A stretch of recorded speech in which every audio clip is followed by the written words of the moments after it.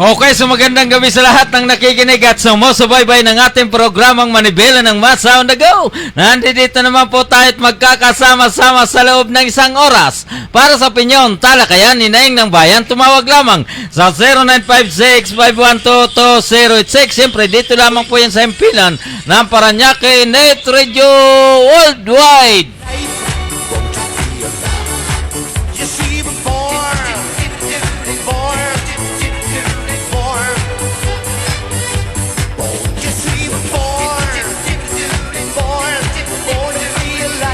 Luzon, Visayas at Mindanao, ito po ang inyong lingkod. Gaspar Latam na nagsasabing, sa umaga, sa tanghali, maging sa gabi, tayo magkakasama-sama dito sa ating programang Manibela ng Masa on the Go.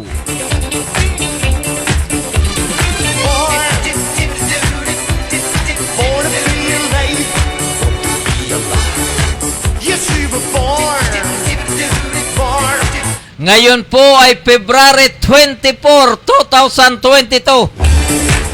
Huwebes. Doon po sa atin mga kaibigan, kumusta po kayo? So bukas po, February 25, holiday. Yun po ay People Power. People's Power.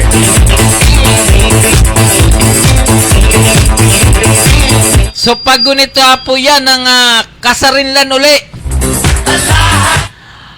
Opo, pero tila hindi mainit, ano? Hindi po mas mainit ang magiging celebration. Doon po sa atin mga kaibigan, dito po sa Metro Manila, diyan po sa lugar ng Cavite, diyan po sa lugar ng Batangas, Quezon, maging diyan po sa lalawigan ng Camarines Sur, at ganoon din po dito sa lugar ng Bulacan, Pampanga, at ganoon din po dito sa lugar ng Tarlac. Kumusta na po kaya ang pamilya Aquino? Lalong-lalo na po si Cres Aquino. Opo, ang pamilya Aquino ay naitala sa kasaysayan ng ating bansa na sila po ay isa sa mga haligi ng demokrasya nung mga panahong sila po ay nakikipaglaban sa diktador na si Ferdinand Marcos. Okay, so bago po tayo magpatuloy, siyempre regards po muna natin ito pong mga nasa online. Ito pong si Mr. Anthony Siemlade at Tabay Eleanor Samson na Tabay, at ganoon din po itong si Moise Sikat Leo Seron. So good evening po sa inyo lahat.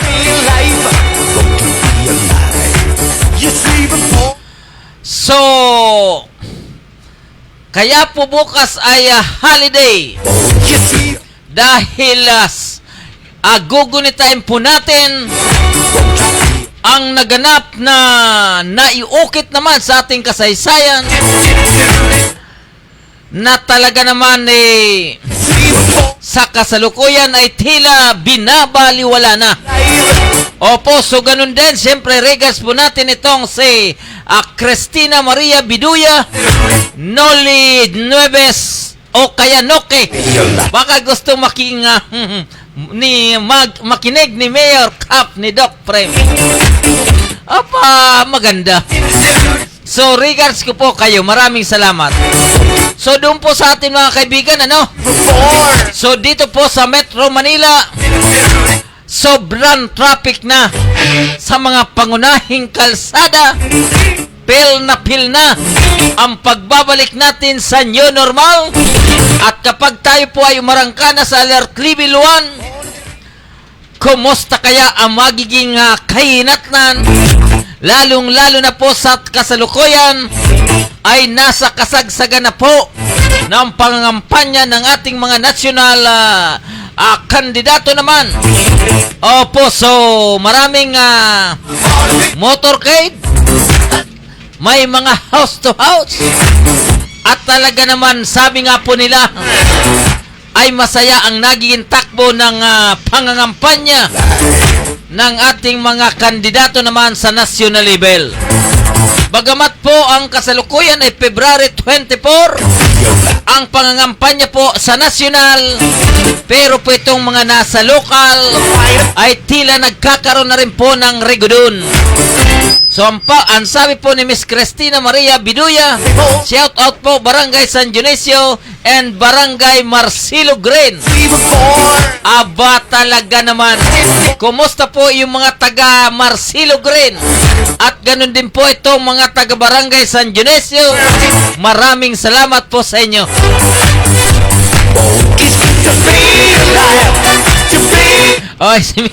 Si Mayor ka po pala. Ito pong si Mayor ka Pablo Olivares, regards ko po kayo. At ganun din po si Doc. Opo, so maraming salamat po sa inyo. Okay, so para po sa ulo ng ating mga balita, ito na. OFW sa Hong Kong na sinibak ng employers makakabalik na sa trabaho ayon po sa OWA. COMELEC maglalagay ng emergency polling places sa PW, senior citizen at buntis o kaya nagdadalang tao. Number coding ng palalawakin sa alert level 1. Number coding palalawakin na. Plastic barrier sa establishmento, patatanggal na ng DTI o Department of Trade and Industry. Dati pong COMELEC Commissioner hinirang na bagong Supreme Court Justice. Dati pong talaga ganun ba ito? Pwede ba ito na nagtapos ka na bilang commissioner ng COMELEC tapos lipat ka sa Supreme Court? At siguro bata pa ito. Ganun din po yung tension mas tumindi. Pinoy sa Ukraine inililikas na. Opo, sumabigat po itong usapin ito sa pagitan po ng Ukraine. Ganun din po ng Russia ay tila nagbato na po ng so hindi po maganda talaga ito. Opo, so binumba na po itong mga vital establishment diyan po sa lugar ng Ukraine. At ito pong sinasabi ng box no ride policy, inakyat na ng pasahero sa Supreme Court. Ito pong pasahero ay tila ito po ay isang tumatakbo bilang party list.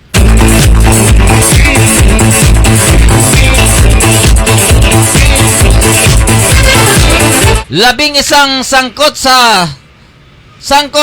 timbog sa hot pursuit operation. Mobile agents nawe sa barilan, pulis 2 sugatan. Mabigat po ito, mabigat. Mobile agent ay napunta doon sa barilan So doon po sa ating mga kaibigan Luzon, Visayas at Mindanao. Bago po tayo magpatuloy, siyempre regards po natin ito pong sinasabi na ito pong Barangay San Dionisio, and the same time din po ito pong taga Barangay Marcelo Green. Ganon din po regards po natin ito pong si Mayor Pablo Olivares. Ganon din po si Ma'am Shannon Olivares.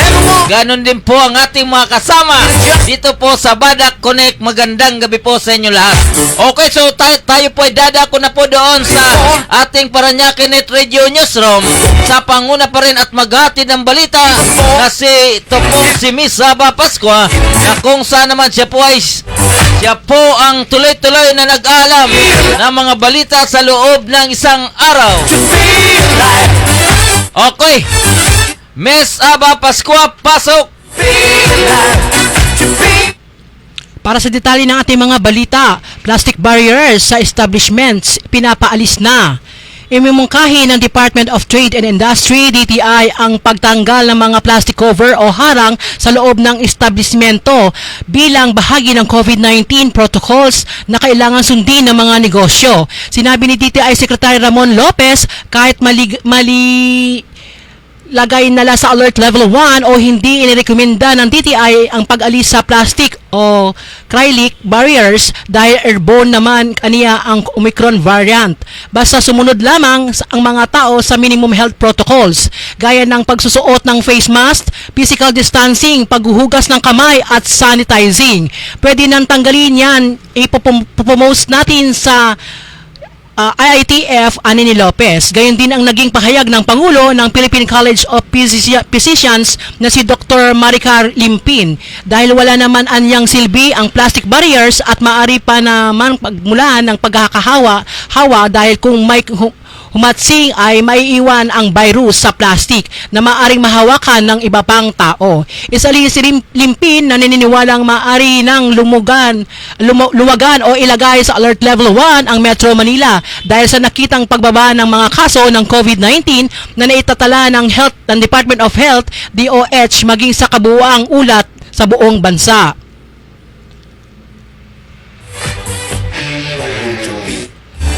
Tuloy-tuloy pa rin po ang ating balita.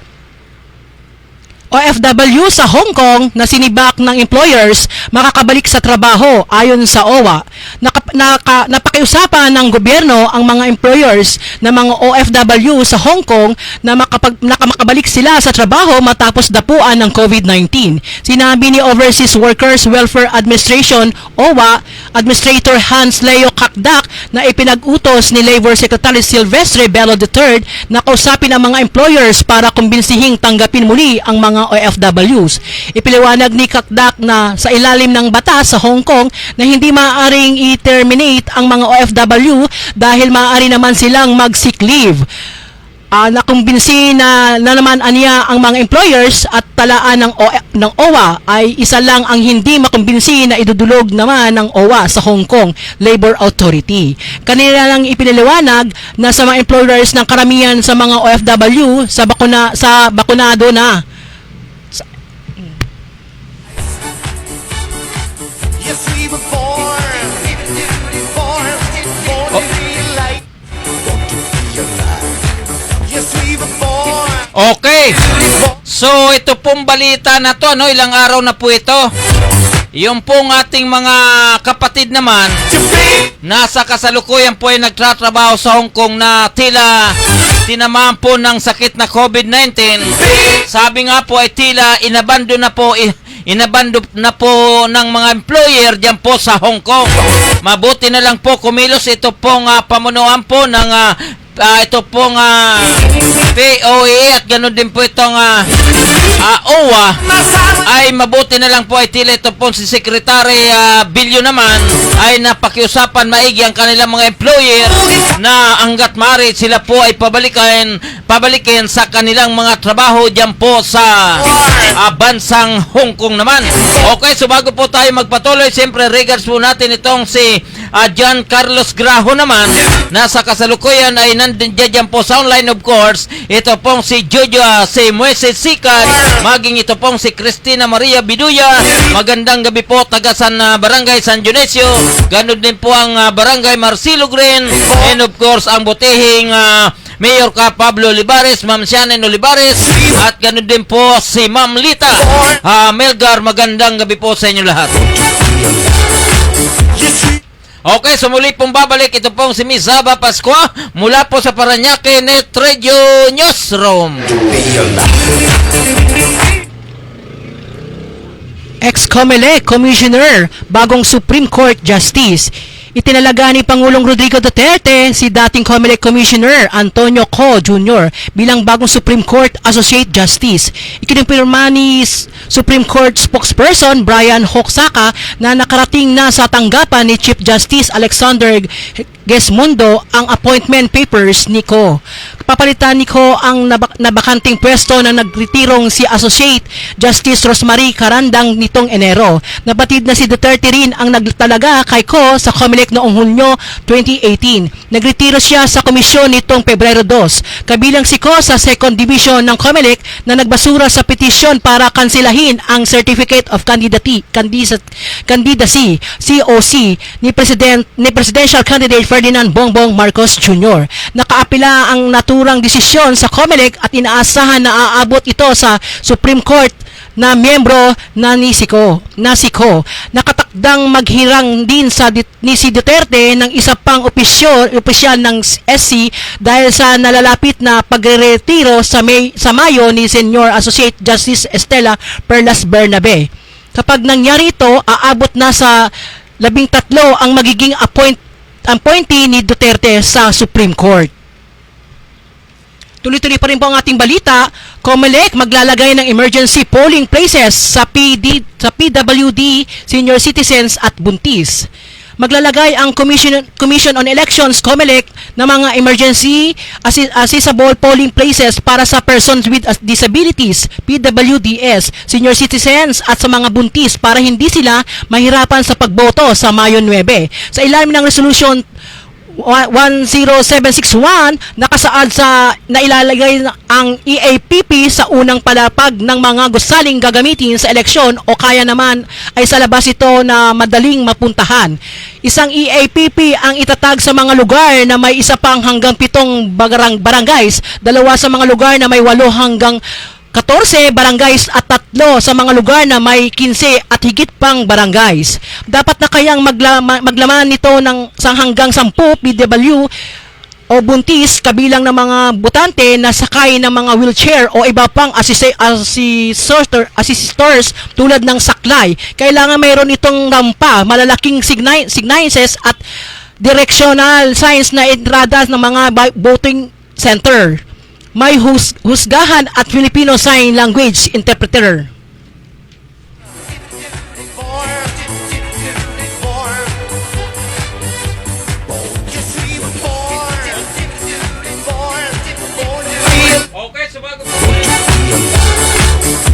Okay, so bago po tayo magpatuloy, magbibigay po muna tayo ng isang maikseng patalastas mula po sa Barangay San Dionisio. Mr. Chairman, ikasa mo na. Barangay San Dionisio.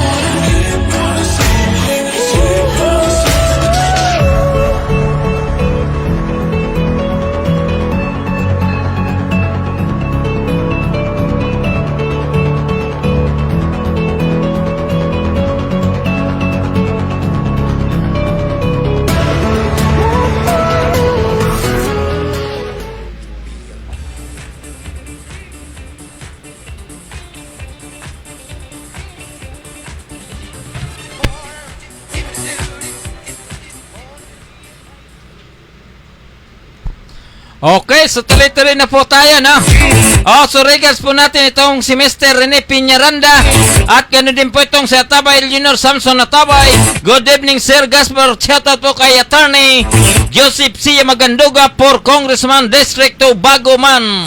Subukan naman natin ang Bicolano, abogado ng bayan, Attorney Joseph C. Maganduga. Want to be alive. Want to be alive. You see before. Okay, so tuloy-tuloy na po tayo. Muling babalik ang Paranaque Net Radio Newsroom. Mesaba Pascua, pasok! Number Settle down.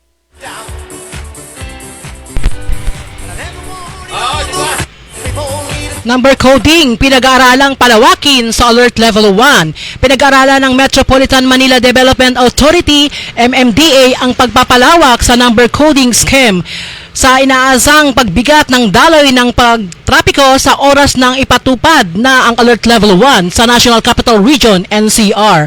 Ito ang inihag ni MMDA Officer in Charge at General Manager Attorney Romando Artes matapos nga ang ginawang rekomendasyon ng Metro Manila Council, MMC, sa Interagency Task Force for the Management of Emerging Infectious Disease, IITF-EID, sa ilagay na sa Alert Level 1 ang rehiyon. Gayunman, sakaling aprubahan ang expanded number coding niya ay hindi kaagad-agad paiiralin sa simula ng pagpapatupad ng Alert Level 1. Unaan niyang pag-aralan ang epekto sa mga unang araw kung ano ang magiging sitwasyon ng trapiko at kabilang sa konsidera ang kakulangan pa ng public transportation na posibleng magpahirap sa publiko sakaling maluwag na ang galawan sa Metro Manila. We are expecting that once Metro Manila is escalated to Alert Level 1, the traffic situation will be heavier right now. We are already seeing that the traffic situation on some roads is low to moderate, but there are certain times where the situation is like this, Anini Artes. You are studying to within the coverage of our modified number coding scheme from 7 a.m. to 9 a.m. I have met with the district heads of our traffic discipline office based on their assessment from 10 a.m. to 5 p.m. Right traffic situation is observed on major thoroughfares, ani ni Artes. Sa kasalukuyan, umiiral lang ang number coding tuwing weekdays sa tuwing alas 5 ng hapon at hanggang alas 8 ng gabi, maliban sa holidays para sa mga pribadong sasakyan. Tuloy-tuloy pa rin pang ating balita. Sa 2 linggong political activities, walang nakitang pagtaas ng kaso ng COVID sa NCR. Sa kabila rin anya ng pagsasagawa ng mga political activities tulad ng motorcades at caravans ng mga kandidato, walang nakitang pagtaas ng kaso ng COVID-19 sa nakalipas ng 2 linggo sa National Capital Region, NCR. Tiniyak niya ng pagkasundo ng lahat ng 17 alkalde ng MMC sa naging rekomendasyon na isa ilalim ng Metro Manila sa Alert Level 1. The NCR's positivity rate for COVID-19 is now at 4.64%, way below the per 5% standard of the World Health Organization. Binanggit ni Artes ang COVID-19's Situationer and Department of Health, DOH. Nitong Pebrero 21, ang rehiyon ay nakapagtala lang ng 32% ng confirmed cases sa bansa. Ang distribusyon ng RT-PCR test na ginawa at positivity rates ng mga local government units ay nagpapakita ng regional average positivity rates na 4.64%.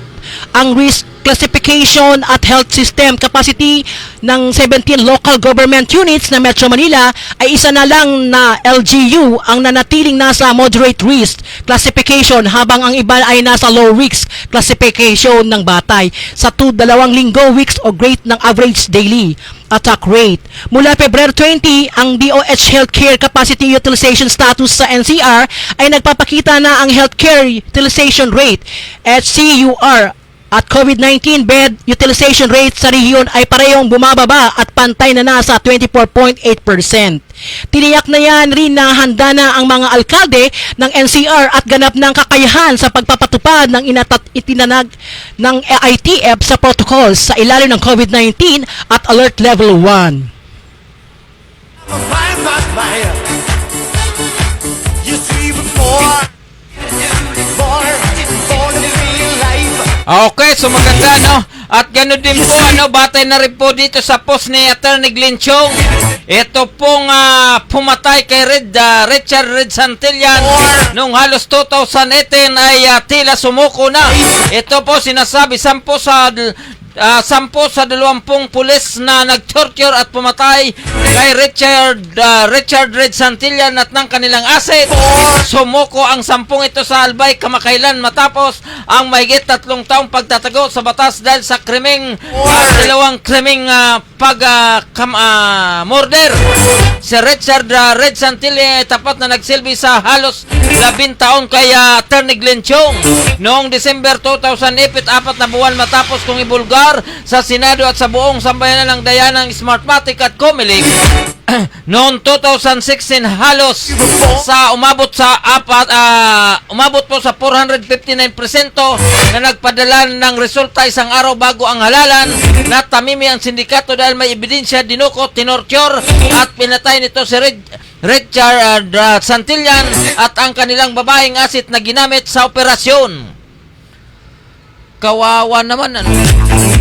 Sa halos sa 11 balang tinamo ni Richard ay siyam sa kanyang vital organs, lungs, kidneys, bladder, pancreas at intestines ang natamaan maliban sa puso. Samantalang ang babae ay dalawang tama, isa ay tumago sa puso, pinatay agad at halos umabot sa 72 ang lahat na sugat na tinamo ni Richard sa buong katawan. 4 sa kanyang ngipin ay kalahati na lang ang natira dahil nilagari ng mga at ganoon din po 5 ang utusok sa likod na gagawin ay spek o pako, isa dito ay namagapa. Ganon din binaril din nila ang first and second digits ng nose ni Richard sa kanang paa. Tumagos ang bala na parang ginawang target practice. Ito ay ilan lamang sa findings ng 4 na ekspertong doktor, isang dentist at 3 medical assistant sa pamuno ni Dr. Erwin Erpe ng Public Attorney's Office. Ang karamihan sa mga pulis na ito ay direktang pinamunuan ni Police Colonel Serapin F. Pitalio. Lahat sila ay nasa pangkalahatang pamumuno ng dating Police Brigadier General Eduardo Carranza. So ito po ang kontrobersyal na dyan po sa Region Calabarzon, ano? Yan po sa Region 4A. Halos umabot sa 76 ang tinamong bala ng aking sasakyan na dala ni Richard. Ayon sa NBI, halos lahat ng bala ay pababa ang direksyon, pero ayon sa PNP, karamihan sa tama ni Richard ay pataas ang direksyon. Hindi nagtugmang trajectories ng mga bala dahil drama lang ang operasyon ng mga salaring ito. Wala kong ibang pagbibintangan ng utak ng karumaldumal na krimen. Ito po ay ang Smartmatic lang dahil nilalbanan ko ang mahigit 12 taon ng kanilang sistematikong pandaraya, panluloko sa ating lahat. Itong krimeng balak nilang takutin ako, nagkamali sila. So ito po, ano?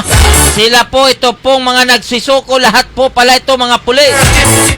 So sila po ay sila po ay pinabayaan na, kaya ito sila po ay sa kasalukuyan ay lahat po sila ay sumuko na. Ito pong 10. Okay, so tuloy-tuloy na po tayo sa ating mga balita. Siyempre galing pa rin po yan sa ating kasama na si Aba Pascua.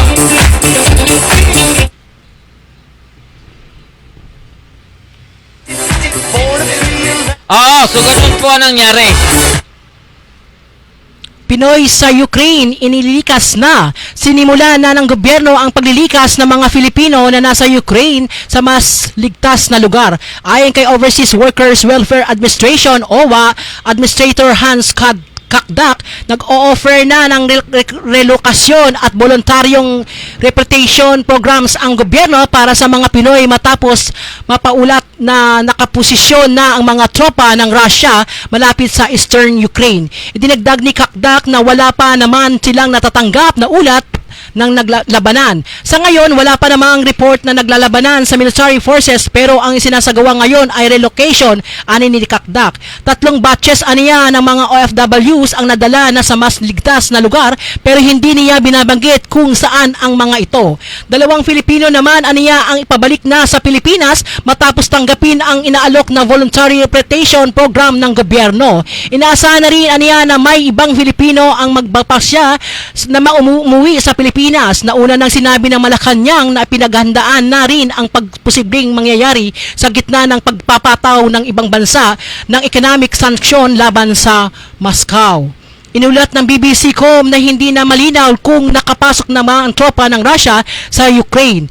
Pero base sa satellite emergency ng Amerika, ilang bagong tropa na at ang kagamitan ang naka-deploy sa Western Russia na malapit sa border ng Ukraine. Sa ulat ng Department of Foreign Affairs, nasa 380 ang Pinoy na Ukraine na tiniyak na Secretary Teodoro Locsin Jr. na ililikas na at hindi masaktan sa gitna ng Ukraine-Russia border crisis. Tuloy-tuloy pa rin po ang ating balita. No vax, no ride policy inakyat ng pasahero sa Supreme Court. Hiniling ngayon ng pasahero partili sa Korte Supreme na tuluyan ng ideklarang unconstitutional o labag sa ligang batas ang number vaccination.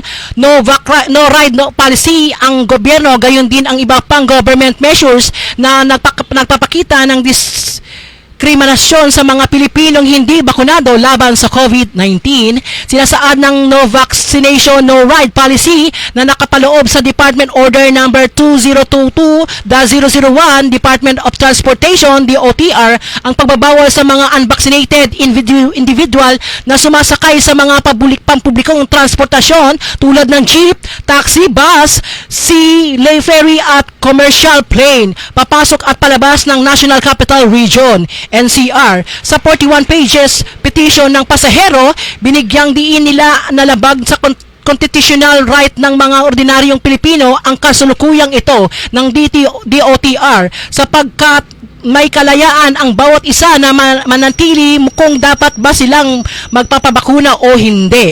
Tinutukoy ng grupo ang IATF Resolution number 146-B Series of 2021 na AMDL Resolution number 22-0 Series of 2022. Inilahantad ng IATF Resolution ang paghimok sa mga public at private establishment na huwag papasukin sa kanilang establishmento at huwag pasisilbihan ang mga taong hindi bakunado. Maging ang mga individual na hindi kumpleto ang bakuna. Sa MMDA sa resolution naman, ipinagbabawalan ang lahat ng unvaccinated individuals nang gumagamit ng domestic public transportation sa loob ng labas ng NCR na hindi na pinapasukan trabaho. Ito ay nasasabing rehiyon. Ang kinakatawa namin ang pasahero ay ang mga ordinaryong Pilipinong mananakay na ang layunin ay makapagtrabaho para sa kanilang pamilya. Pero dahil sa mga pulisyang ito, nagpapadalamutan sila ng kanilang karapatang bumiyahe at makapagtrabaho dahil sa lamang na hindi sila bakunado ayon pa sa grupo. Paliwanag ng mga grupo dahil wala namang partikular na batas na nag-aanta sa lahat ng pagbabakuna, hindi makatarungan ang no vaccine, no ride ng gobyerno.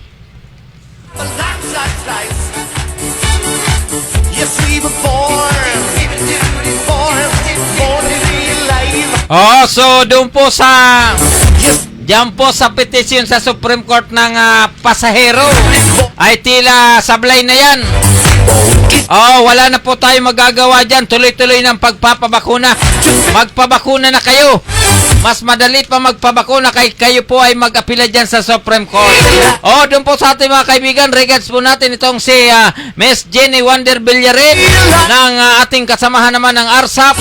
At ganoon din po itong, sabi niya nga po, siya din po sa mga pulis na laging naka-standby dito sa lugar namin sa A. Rodriguez, Monoc, Parañaque City. Big salute po sa inyo at tama lang po na sinisita ninyo po ang mga motor na walang mga helmet para din po sa kaligtasan nila. Ganun din po ang sabi ni Jenny Wander Bellerin. Ganun din po at shoutout ng mga sumusubay sa inyong programa, lalong-lalo na ang ARSAP Monteperlas. Opinion ko lang, wag munang ibaba sa alert level 1 na sa pandemic pa rin ang bansa natin kaya hindi pwedeng maging kampante ang lahat. Yan po ang sabi ni Miss Jenny Wander Bellerin. At ganun din po tayo ay bumpuso nagpapasalamat dito kay Miss Marvic Bemida na sa kasalukuyan ay tuloy-tuloy na nanonood sa ating programang Manibela ng Math Sound Ago. Ganun din po, iniulit natin itong si Atabay Eleanor Samson Atabay. Ito pong si Rene Peña Pranya, John Carlos Graho, Muesi Sikad, Cristina Maria Biduya. Magandang gabi po sa inyong lahat. Okay, so tuloy-tuloy na po tayo sa ating mga balita. Muling babalik ito pong si Aba Pascua ng Paranaque Net Radio Newsroom. Rekomendasyon ng Metro Manila Council, tatalakayin na ng IITF. Nakatakdang umanong talakayin ng Interagency Task Force, IITF, ngayong Huwebes ang resolusyon ng Metro Manila Council, MMC, na narekomendang maisailalim na ang National Capital Region, NCR, sa Alert Level 1 sa pagpasok ng Marso. Ayon kay Department of Interior and Local Government, DILG, Secretary Eduardo Anyo, nasumiti na ang resolusyon ng IITF at nakatakda ng itong tatalakayin na ng task force. The MMC resolution was submitted to IITF and it will be a subject for this discussion at the IITF meeting tomorrow, Huwebes. Its consequent effect on election campaign activities shall also be talk and concern. We have yet to listen also from our health expert on latest data analytics on the COVID-19 situation in the NCR, ani ni Anyo. Sinabi pa nito na sakaling matuloy ang Alert Level 1, SHIP ay mananatili pa rin ang pagsuot ng face mask ng mga mamamayan upang maiwasan pa rin ang mahawaan ng COVID-19 virus. Wearing of face mask will still be required at any alert level, while use of face shield will be required at Alert Level 4 and 5. Paliwanag niya ning matanong kung maaari na bang hindi magsuot ng face mask sakaling mailagay ang alerto sa pinakababang antas nito. Ang Metro Manila ay kasalukuyang pang nasa Alert Level 2 hanggang sa katapusan ng buwan ito. Tuloy-tuloy pa rin po ang ating balita. To be alive, to be alive. It's good to feel. Mayor Mayor Vico nagsorry sa kaguluhan sa tupad aid registration.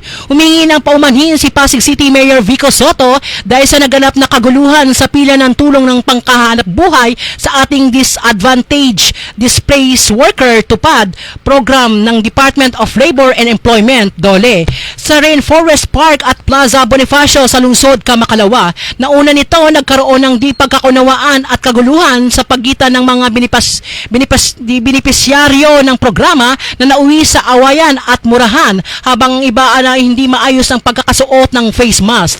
Sa isang pahayag, kaagad namang nagsorry ang alkalde dahil sa insidente. Ayon sa report ng Peace and Order Department, maayos ang pila noong mag-umpisa, ngunit sa Plaza Bonifacio ay biglang may sumigaw ng bara-barangay ang pila kaya nagkagulo-gulo ang pilihan. Sa Rainforest Park naman ay may tumulak ng isang gate kaya nagunahan ang mga tao sa pagpasok ng venue noong bumukas ito. Anyang alkalde, Dropbox lang po ito at walang interview kaya mabilis lang naman kahit mahaba ang pila. Salamat sa inyong pag-unawa, ayon pa sa alkalde. Salamat. At nagpaliwanag naman ang alkalde kung bakit hindi sa barangay idinaan ang tupad at sinabing ilan beses na po itong sinubukan ng peso. Kaso madalas may problema sa listahan ng ibang barangay.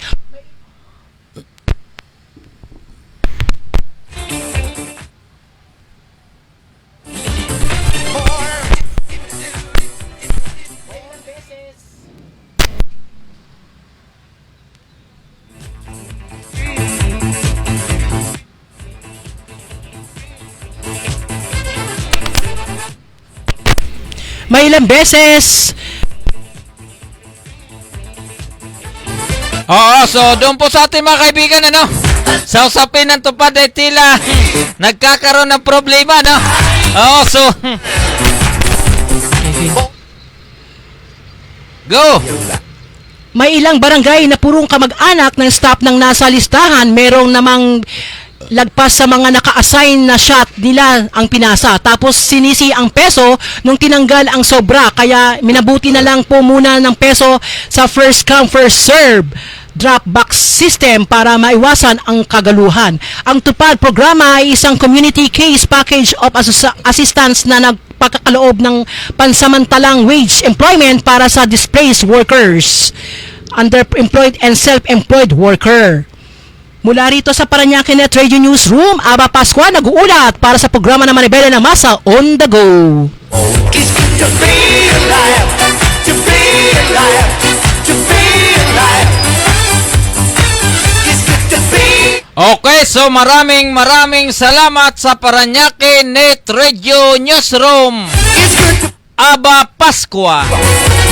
Oo, so yung pong sausapinan tupad na yan, ano? Bakit wala nang katapusan ng kaguluhan? Oo, so dumaan na po itong pandemic. Katakot-takot ng pamamaraan ginawa sa pila-pila system at saka doon po sa kanilang mga record. Alam na dapat kung sino yung dapat priority sa usapin ng tupad. Pagkatapos ganyan pa po ang nangyayari, nagkakaroon pa rin po ng kaguluhan sa pagpili o pagpila ng mga beneficiaries ng nabanggit na programa ng ating gobyerno ng ito pong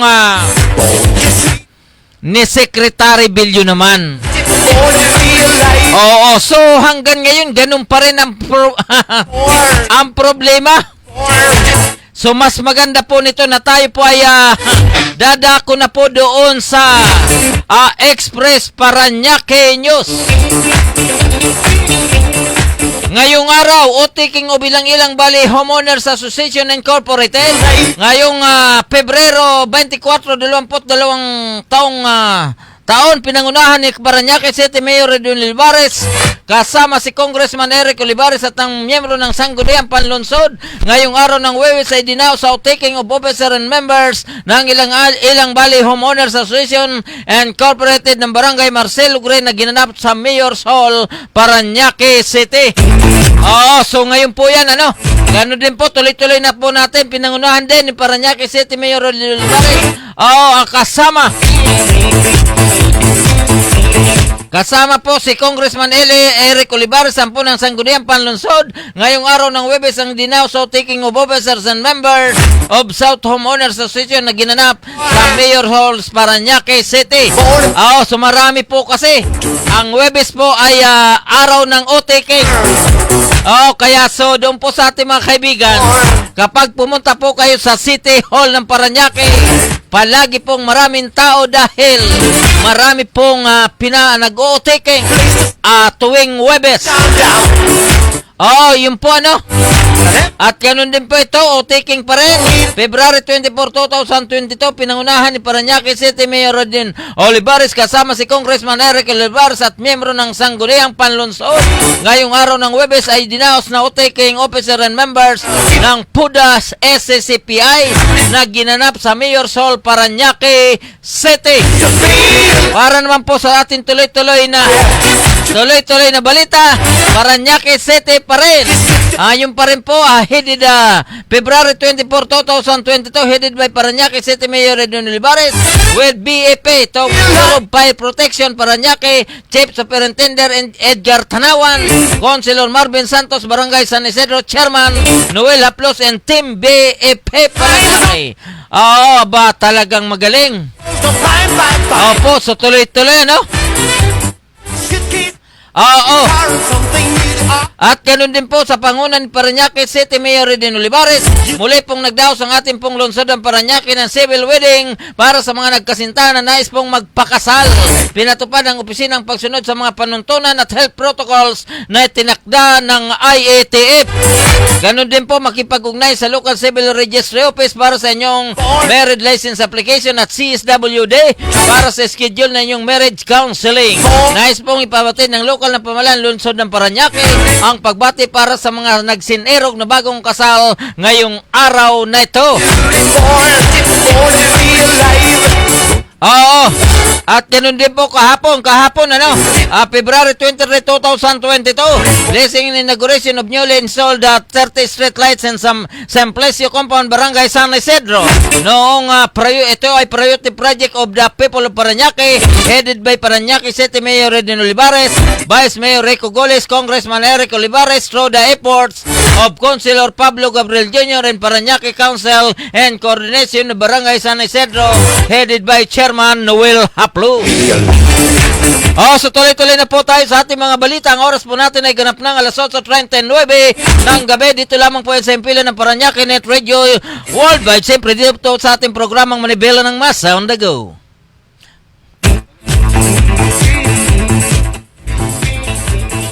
So yun po ang ating mga balita ngayong gabi at ngayong maghapon.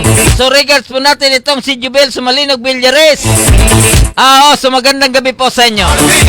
So Mr. Chairman, ikasama muna ang Mike Sim Patalastas mula po kay serbisyo muna bago magpakilala, Rudy Avila. Born to be alive. Serbisyo muna bago magpakilala, Rudy Avila. Born.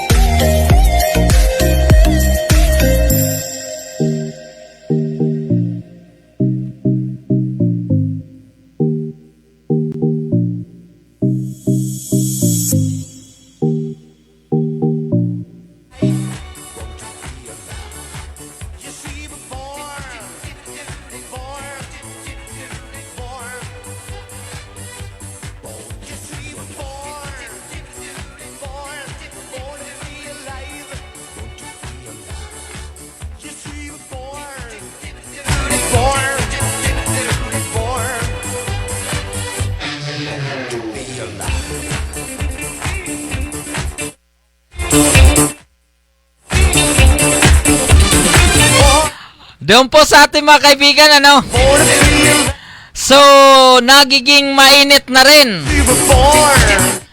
ang usapin doon po sa pagbabalik sa Alert Level 1, pagbaba.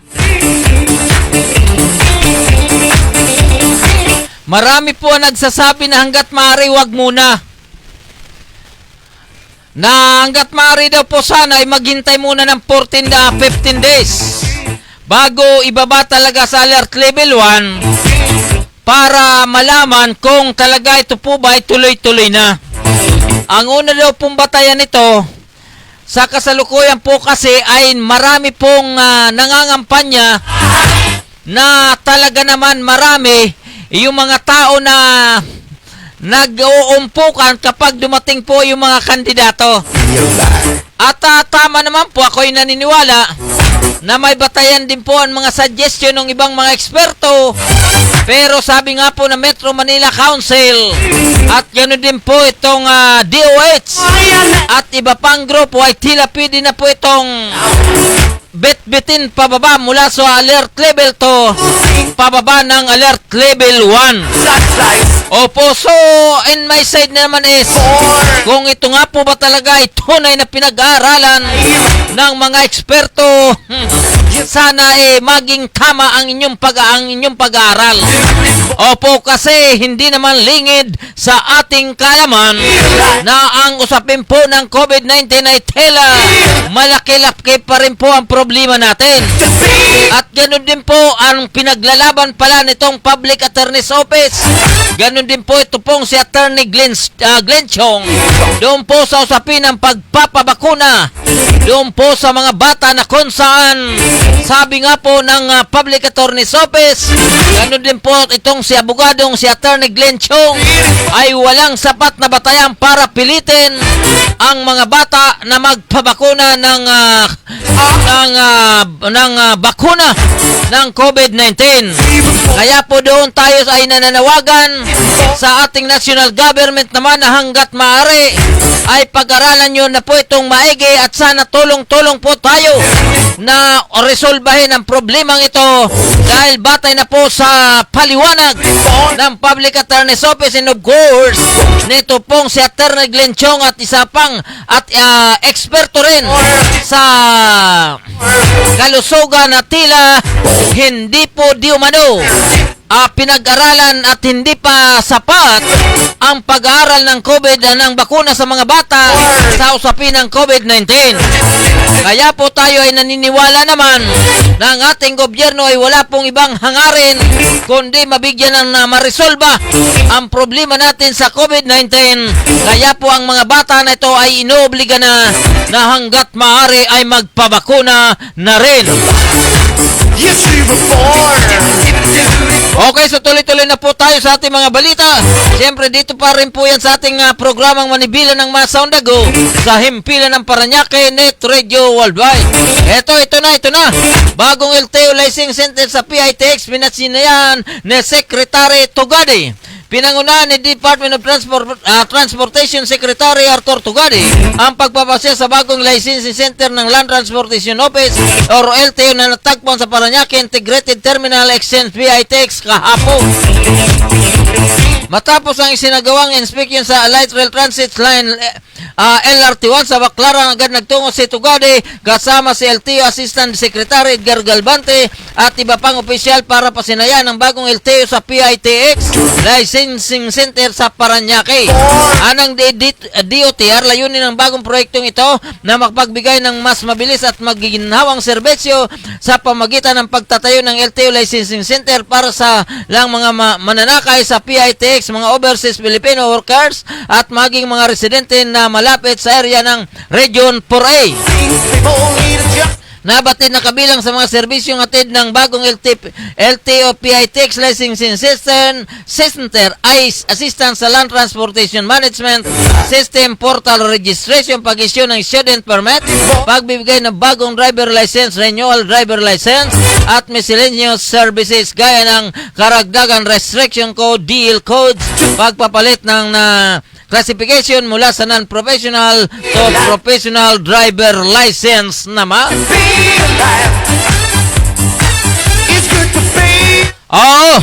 So yan po ay sa Paranaque. So doon po sa atin mga kaibigan, kwento na po tayo. So doon po sa ating mga kaibigan, ito pong si Jubel Sumalinog Villares, Jen Wander Villarin, Oliver Moreno, Janet Pascualata, at iba pang mga nasa online. Tuloy-tuloy lang po tayo magantabay sa ating programang Manibela ng Masa on the go.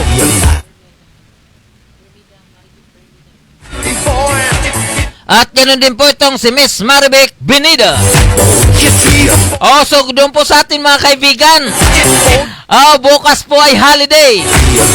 People Power. pangilan taon na ba yan? Kaya lang tila tahimik. Wala na pong bisa. Oh, so mas ginusto pa nila na paniwalaan yung mga wala sa kasaysayan dahil di umano ay hindi maintindihan. Oh, so asa na? So doon po sa ating mga kaibigan dito po sa Parañaque. So regards po natin ang Barangay Don Bosco. Diyan po sa Kapitana Concepcion Chona Navarro. At ganoon din po natin, regards po natin si Police Major Marcial DG Pagana. Diyan po sa Substation 7. And of course naman, regards po natin ito pong si Police Major Arnold S. Sadura ng Substation 6. Diyan po sa lugar ng San Valley at ganoon din po sa lugar ng Merbel. Oo. At ganoon din po pala itong kasama natin dyan sa Oriental Mindoro. Ito pong si Mr. John Osorio.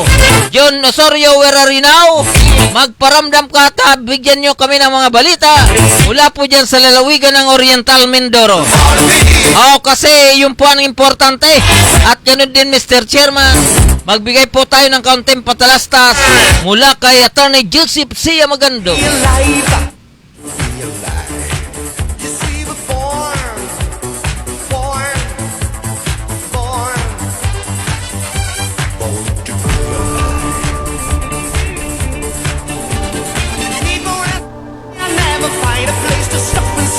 At ganun din po pala itong si Paquet de la Cruz. Consul Paquet de la Cruz, magandang gabi po sa iyo. Is hereby imposed in the entire of Metro Manila.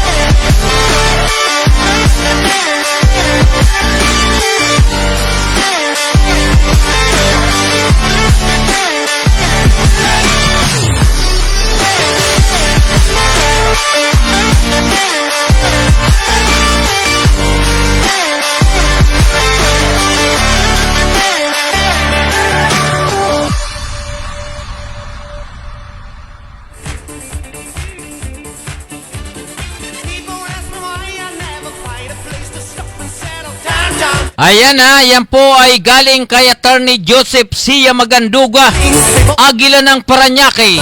Attorney Joseph Sia Maganduga. Siya po ang bagong pag-asa. Yan po sa Distrito 2 ng Lungsod. Attorney Joseph Sia Maganduga, abogado ng bayan. Hayan na, Attorney Joseph Sia naman. Joseph naman. So doon po sa Distrito 2, Attorney Joseph Sia Maganduga, serbisyo sigurado para sa inyo. To be alive. Be alive. Opo, so ito pong si Attorney Joseph Sia Maganduga. Maganda po ang mga plataforma dyan. Plataforma, isang abogado po yan na sigurado pong may magagawang batas para po sa ikabubuti ng lungsod ng Parañaque, lalong-lalo na po dyan sa Distrito 2, dyan po sa lugar ng Marcelo Green, dyan po sa lugar ng BF, lugar ng Don Bosco, Monwalk, Merbel, dyan po sa San Valley, ganun din po sa San Martin de Porres.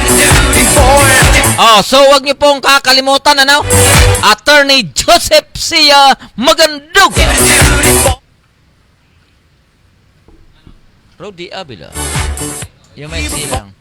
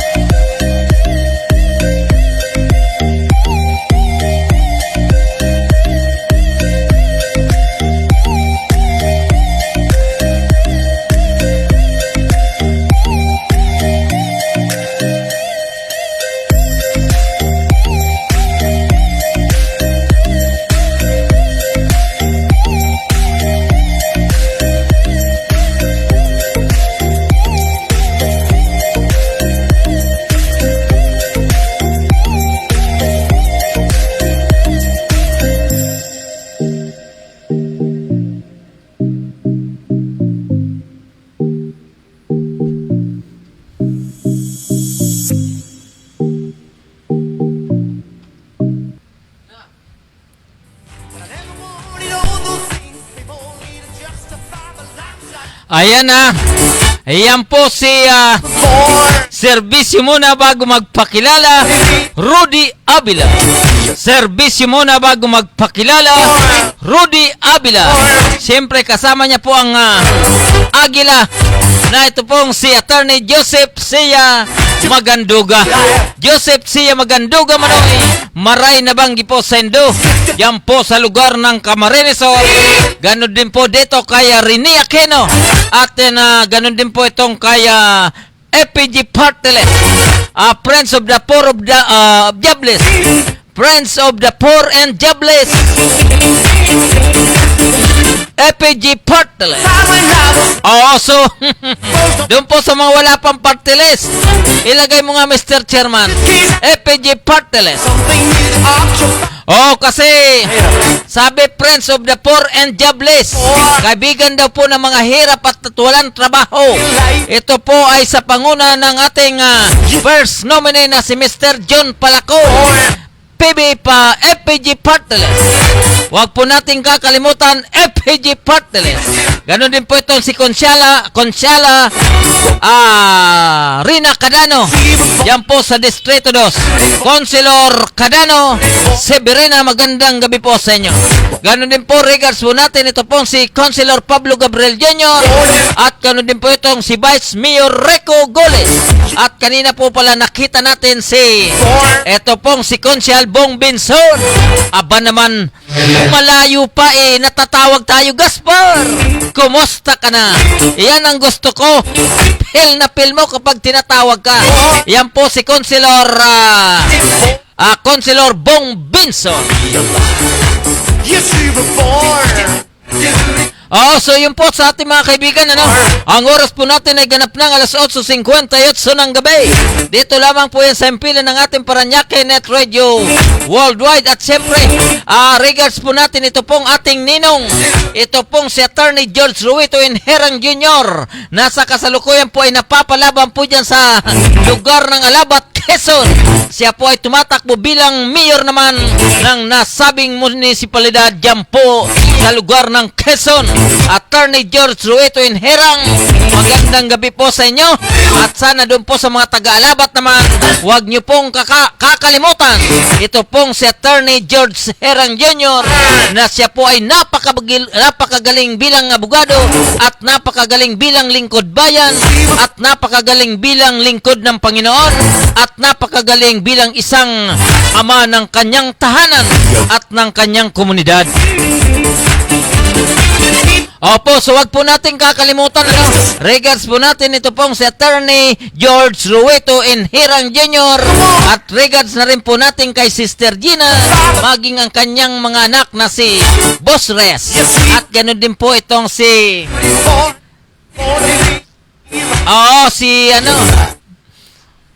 si Hana. So regards ko po kayo, Attorney George Ruito Inherang at ganun din po yung mga taga-Alabat, Quezon. Magandang gabi po sa inyo. At ganun din po, regards po natin itong sa lugar ng Pasay City. Ito pong si Mayora Eme Calixto.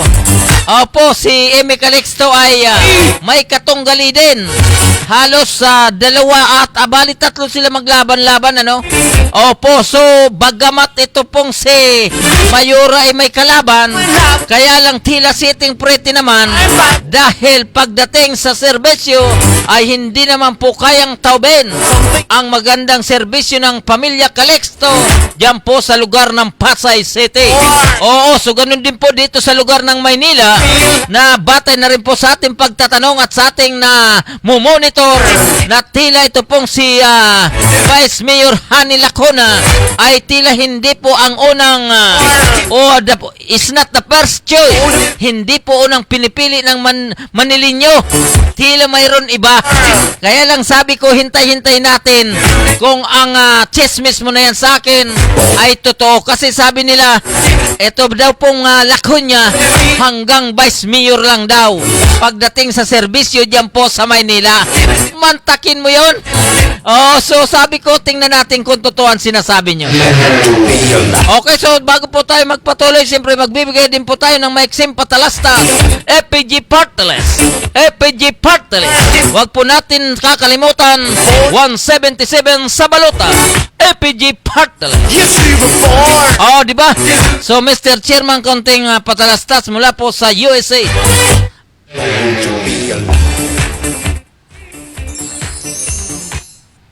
Ano kayang maaaring gawin tuwing nakakaramdam ng giyang o pananabik na gumamit ng droga, alkohol o paninigarilyo? Sabayan niyo ako.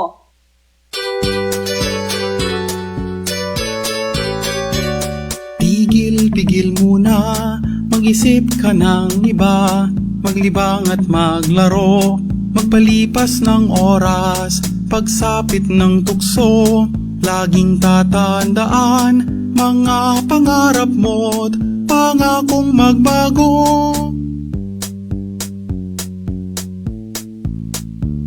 Tigil muna, mag-isip ka ng iba, maglibang at maglaro, magpalipas ng oras, pagsapit ng puso, laging tatandaan, mga pangarap mo't pangakong magbago.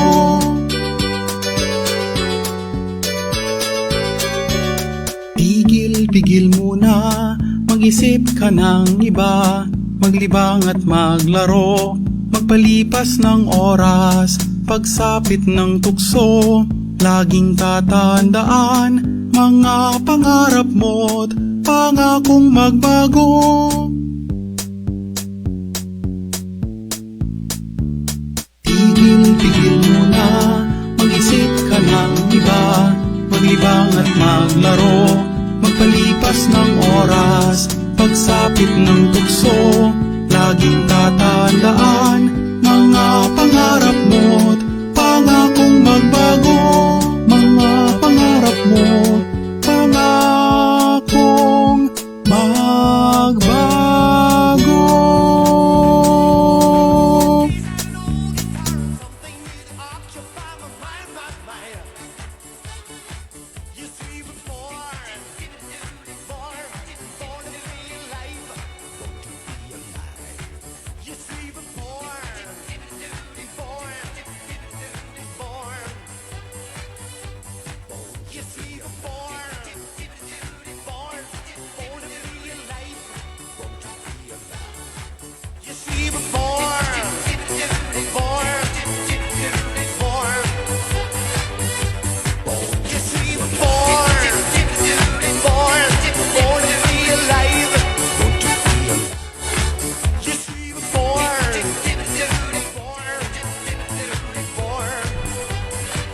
Okay, so ayan po si Consial Paquet de la Cruz.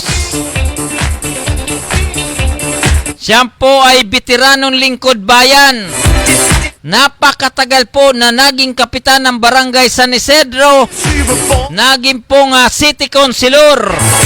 At siya po ang pamunuan ng 100% Olivares.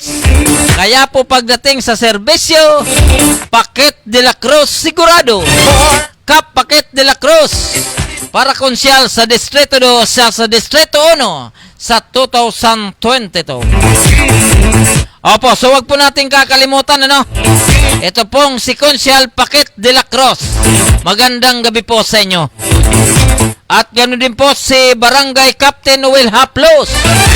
Opo, Kap, kumusta na kayo? Kumusta po ang ginanap na Kiki Daet?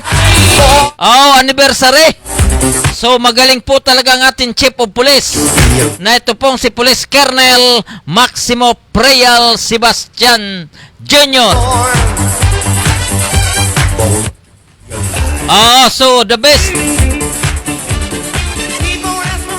Okay, so doon po sa atin mga kaibigan, so wag po natin kakalimutan yung pong mga nagsipagtrabaho during pandemic time, pandemic period. Wag po natin kakalimutan dahil silang tunay na nagmamahal at nagseserbisyo sa inyo. Wag na po natin pero pwede natin kalimutan si Dako. Kasi si Dako wala naman serbisyo yan sa ilalim ng pandemic. Wag na po si Dako. Wala pong serbisyo yan sa ilalim ng pandemic. Pero po itong si Tito Rene Aquino, pagdating kay Tito Rene Aquino, matindi po yan magserbisyo. Kahit may edad na po yan, halos talagang hindi nakakalimutan ang paglilingkod sa taga-Distrito 2. Kahit nasa ilalim ng pandemic, tuloy-tuloy po yan. Pero si Dako, nako, hindi kaya. Kasi si Dako mahina ang katawan. So wag na po si Dako, Ito na lang pong si Tito Rene Aquino. Si Tito Rene Aquino, talagang pagdating sa serbisyo, siya po ang magiging tamang rekado sa bagong konseho Rene Aquino. At ganoon din po yung ating kaibigan. Ito pong ating kamag-anak at itong ating kamukha. Ito pong si Consial Rudy Abila. Serbisyo muna bago mangampanya. Serbisyo muna bago magpakilala. Rudy Abila. Opo, ito pong si Rudy Abila. Iyan po kahit virus itakot dyan. Kasi si Rudy Abila araw-araw naghahakot ng basura dyan po sa Distrito 2. Dahil ang gusto niya mangyari, baguhin ang sistema ng politika. Serbisyo muna bago magpakilala. Hindi pwede yung mambubula muna bago magpakilala.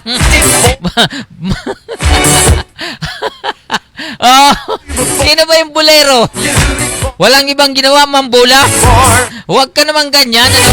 Oh, so, matatanda na eh. Bubulahin at bubulahin at bubulahin ka pa rin. Oh, so pangit yun. Gayahin nyo po itong si Rudy Avila. Talagang tunay na nagsiservisyo para dyan po sa Distrito 2 ng lungsod ng Parañaque.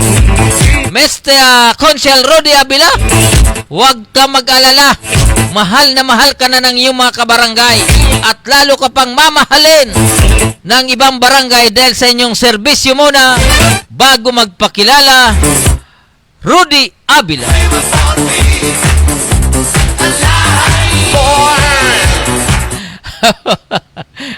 Ikaw nagko-comment ka na naman ha, huwag mo nga akong lokohin. Mag-comment ka na lang dyan, hindi ko babasahin ang comment mo. Hindi ko type. Bakit sabi mo, bakit si Rudy Avila lang ang binabanggit mo? Bakit yung iba hindi?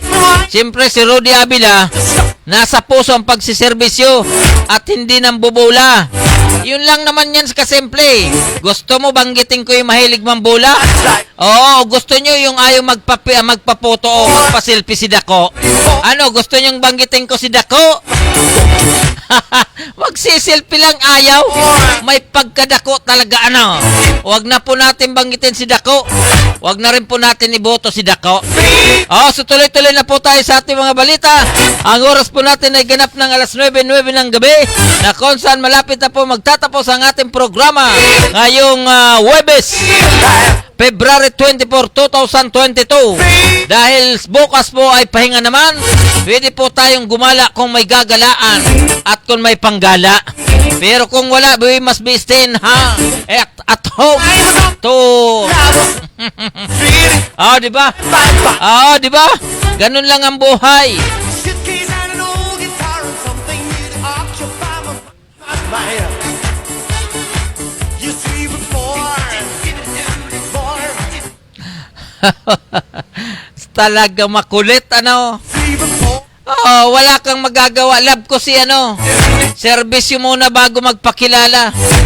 Hindi mo ba alam na kamag-anak ko yan? Hindi mo ba alam? Ikaw talaga, mister, aywan ko. Pangit mo. Kasi gusto niyang banggitin ko yung pasaway. Yung pong bolero. Sabi ko, wag mo nga akong paglulukuhin yan. Gurang na ako binubula pa. Bolero. Puro kwento, wala namang kwenta. Diba? Mabuti yan kung katulad yan ni Consial Paquet de la Cruz. Talagang bawat salita pinaninindigan. Bawat salita tinotoo. Pero yung isang tumatakbo dyan, dami pangako nisa walang naabot. Dami pangako hindi naibigay. Walang serbisyo daw. Kaya wag mo na akong pilitin na banggitin yan ha. Hindi kita type ha. Doon po sa ating mga kaibigan Luzon, Visayas at Mindanao. Ito po ang ating programang Manibilan ng Masaw Dago. At tayo po ay madadako na doon po sa regards po natin ito yata ang birthday ni Miles Antipuesto. Ni Consial Miles Antipuesto. Happy birthday po. Nakita po natin doon sa post. Doon po sa ating mga kaibigan happy birthday yung nag-celebrate ng birthday kahapon, ngayon at bukas. Happy birthday, Mr. Chairman. Ikasa mo na. Happy birthday. Sa'yo ang pagkain, sa'yo ang inumin. Happy birthday. Sana'y mabusog mo kami. Happy birthday. Sa'yo ang inumin, sa'yo ang pulutan. Happy birthday. Sana'y di tayo malasing. Happy birthday. Sa'yo ang tugtugan, sa'yo ang sayawan. Happy birthday. Sana'y lumigaya ang lahat.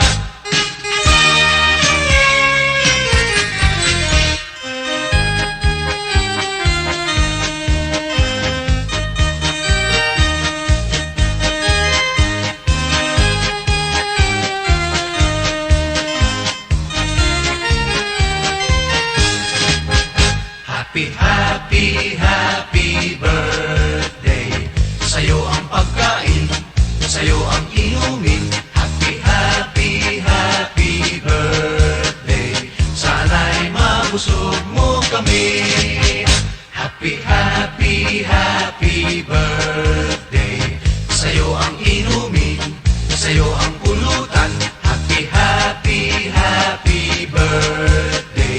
Sana'y di tayo malasing. Happy, happy, happy birthday. Sa'yo ang tugtugan, sa'yo ang sayawan. Happy, happy, happy birthday. Sana'y lumigaya ang lahat. Okay, so doon po sa atin mga kaibigan, Luzon, Visayas at Mindanao. Ito po ang inyong lingkod, nagsasabing sa umaga, sa tanghali, maging sa gabi, tayo'y magkakasama-sama dito sa ating programang Manibela ng Masa. Sa'yo ang On the go. Bye-bye. God bless us. God bless us all. mabusog mo. Thank you. Happy,